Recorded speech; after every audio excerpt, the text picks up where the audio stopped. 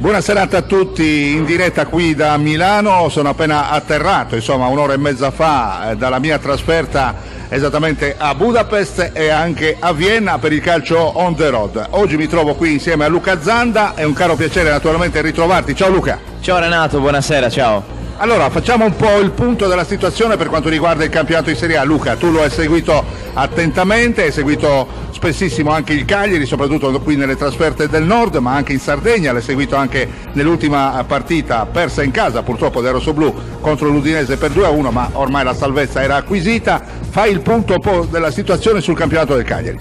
Sì, un campionato del Cagliari, Renato, in attesa con le aspettative per quel che riguarda la salvezza acquisita. Poi è chiaro che c'è un po' di rammarico per come è terminata la stagione, sia per il passo falso casalingo contro l'Udinese, ma aggiungo io, a parte il pareggino di Genova, poi in generale per l'ultimo mese è andato a male con i risultati negativi.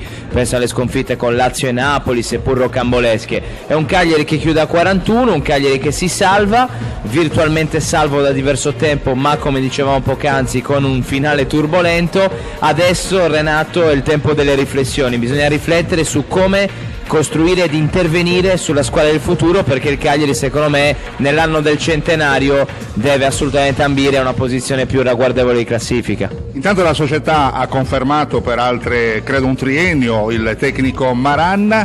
Insomma, bisogna cercare di fare un po' un salto di qualità. Da quando è andato via il presidente Massimo Cellino, anche lì molti tifosi non erano felicissimi per questi campionati un po' anonimi, salvezze all'ultimo momento, e invece in questa circostanza, insomma, con Giulini spesso e volentieri, anche in questo caso, le salvezze sono arrivate proprio all'ultimo. Ma sai, il primo anno di A con Rastelli andò molto bene, mi ricordo 47 punti, è stata la migliore annata di Giulini. Poi sicuramente è molto bello il campionato vinto in B, però hai ragione, a livello di salvezza è sempre una salvezza tribolata quella del Cagliari. È proprio questo che dicevo prima, bisogna intervenire sul mercato per far sì, tenendo anzitutto i gioielli del Cagliari, che l'anno prossimo magari si faccia un campionato, non dico per l'Europa, ma quantomeno verso i 50 punti. Insomma, speriamo bene per la formazione rossoblù, come hai detto tu prima, gli facciamo naturalmente i nostri migliori auguri per la prossima stagione. Parliamo un po' più a largo raggio, considerando il fatto che la Juventus ha stravinto ancora una volta il campionato, non ci sono stati gli antagonisti anche in questa stagione, 5 scudetti di fila vinti da Max Allegri, che però non ha rinnovato con la Juventus. Sì, diciamo che è stata una scelta, un diktat societario, una scelta della società, soprattutto nelle persone di Paratici e Nedved. Allegri ha un po' subito la decisione, poi è stata fatta passare come una decisione condivisa, ma in realtà Allegri l'ha un po' subita. È proprio questo il tema, Renato, lato Juve ma anche lato Milan, lato Inter, lato Roma, probabilmente anche Atalanta cambieranno un po' tutte le panchine dei vertici delle formazioni italiane, e seguiremo un po' il da farsi in questi giorni. Ecco Luca, possiamo fare il nome, cioè, ci sono diversi amici che in questi giorni mi hanno telefonato, mi hanno chiesto: ma sai quale sarà il prossimo e il futuro per l'allenatore della Juventus? Allora, a me risulta che c'è stato un sondaggio decisivo per Maurizio Sarri, che domani si gioca il 50% di possibilità di vincere l'Europa League contro il collega Emery, che potrebbe segnare un record vincendo la 4ª Europa League personale. Sarri ha un contratto di altri 2 anni con i Blues, però è tentato dall'offerta plurimilionaria di Agnelli, si parla di 7 milioni di euro annui. Sarri, dopo aver fatto molto bene a Napoli e anche al Chelsea, oso dire, potrebbe tornare in Italia al lato Juve. Ecco, invece per quanto riguarda le altre formazioni, insomma, l'Inter ogni anno parte sempre con grandi propositi, è una società ricchissima, però arranca sempre, insomma, per vincere lo scudetto bisogna fare certamente molto di più, e il Napoli, che comunque gioca un buon calcio, però non è mai a livello della Juventus. Allora, il Napoli è la squadra che cambierà meno, è l'unica big che tiene l'allenatore Carlo Ancelotti. Per quel che riguarda invece la formazione dell'Inter, a giorni è atteso l'annuncio di Antonio Conte, verrà sollevato dall'incarico Luciano Spalletti, ufficializzato Conte.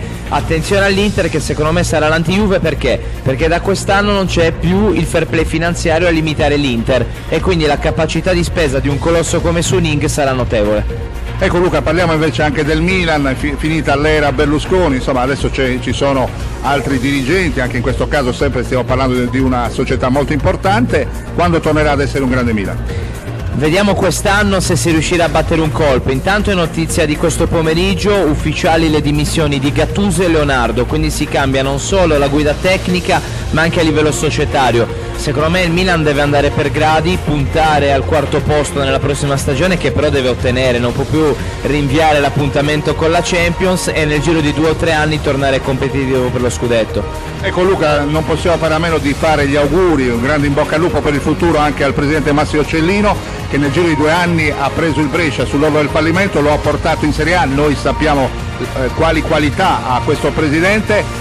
Lui stesso ha detto: non vorrei mai giocare la partita nella prossima stagione contro il Cagliari. Però accadrà e noi saremo felici di salutarlo, anche perché 20 anni di Cagliari non si dimenticano, ma io credo che per testimoniare quanto di buono ha fatto Cellino bastino le parole di Max Allegri, che nella conferenza d'addio al fianco del presidente Agnelli ha detto che Cellino è stato il numero 1 dei suoi presidenti, e quando era calciatore e quando è stato allenatore del Cagliari. Credo che queste parole dicano tutto sulla bontà del lavoro a livello calcistico di Massimo Cellino. Tra l'altro Massimo Cellino non si smentisce mai, mangia allenatori, è probabile che non confermi neanche Corini. Sì, dovrebbe saltare a breve Marrocco, che è un DG che conosciamo molto bene, ha lavorato bene alle rondinelle ma anche a Cagliari in passato. Probabilmente potrebbe saltare anche Eugenio Corini, le prossime ore saranno decisive. Insomma, ringrazio naturalmente per il punto che abbiamo fatto in questa circostanza qui a Milano con Luca Zanda. Luca, vuoi aggiungere qualcosa? Vuoi mandare i saluti a qualcuno? Sì, saluto la mia terra, sai bene che sono sceso poco fa, cioè sino a poche ore fa ero giù in Sardegna, però è sempre un piacere interfacciarmi con gli abitanti della mia terra. Grazie a Luca Zanda, grazie a tutti voi per la cortese attenzione. Da Milano la linea che può tornare alla regia. Buona serata.